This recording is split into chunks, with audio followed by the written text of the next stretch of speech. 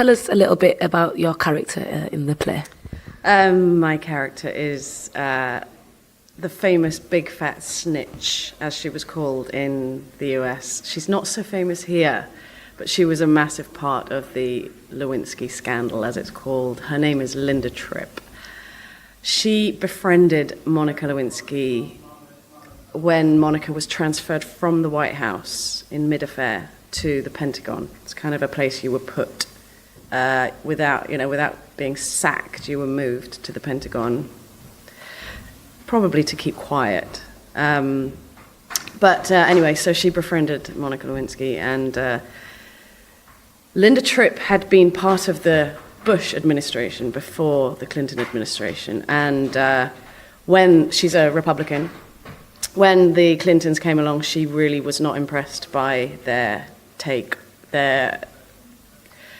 loosey-goosey-ness, as she calls it, and was front row seat to quite a lot of the corruption that was going on in the Clinton administration. And so by the time Monica Lewinsky came along, she'd seen that Clinton was a predator.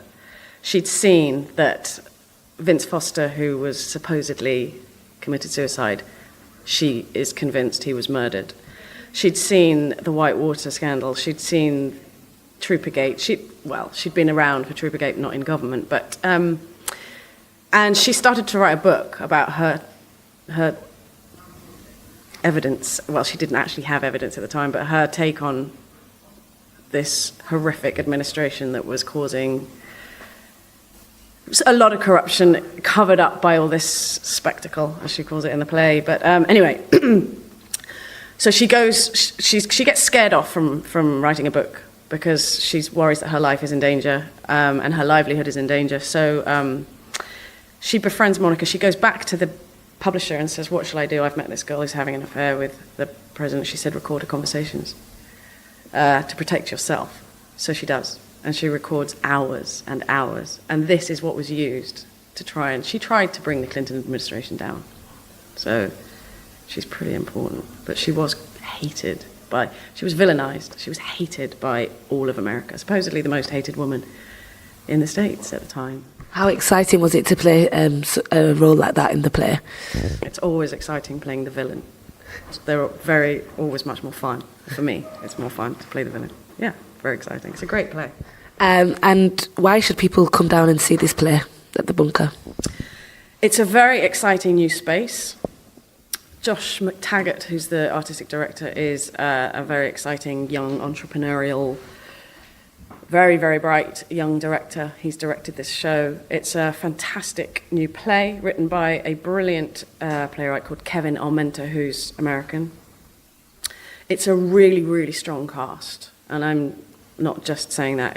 Everyone is really brilliantly cast, and it's a very interesting take on what you think you know the story, but you actually don't. Like watching Jaws. You can watch Jaws over and over and over and over again because it's so brilliantly done.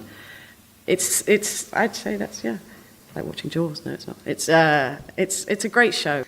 Tell us a little bit about the casting process. How did you prepare for such a brilliant villainous role?